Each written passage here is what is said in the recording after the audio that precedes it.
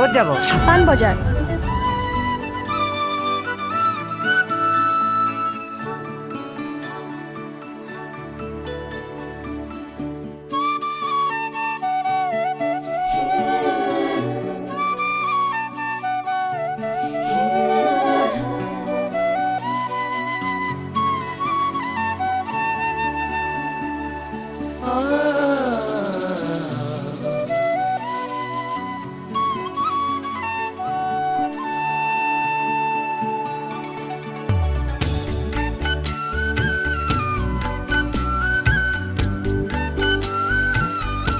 তুমি অসমৰ দীপ্তপ্ৰাণৰ প্ৰদীপ্ত মেজি জুই, তোমাৰ নাচৰ চেৱে চেৱে ফুলে আশাৰ পাপৰিবোৰ, উঠি অহা ডেকা দলৰ চকুত ফিৰিঙতি সানি দিয়া লোহিত পাৰৰ চিৰযৌৱনা কটন কলেজ মোৰ।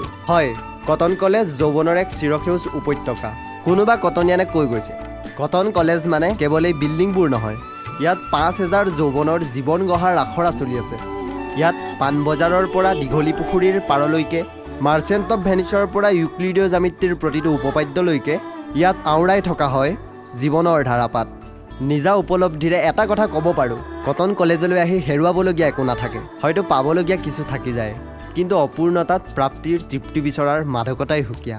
সেই মাদকতা বিচাৰি লোৱাৰ শিক্ষা কটন কলেজে আমাক দি আহিছে। ইয়াতেই গঢ়ি যাওঁ আমি মানুহ হোৱাৰ বুনিয়াদ। এওঁ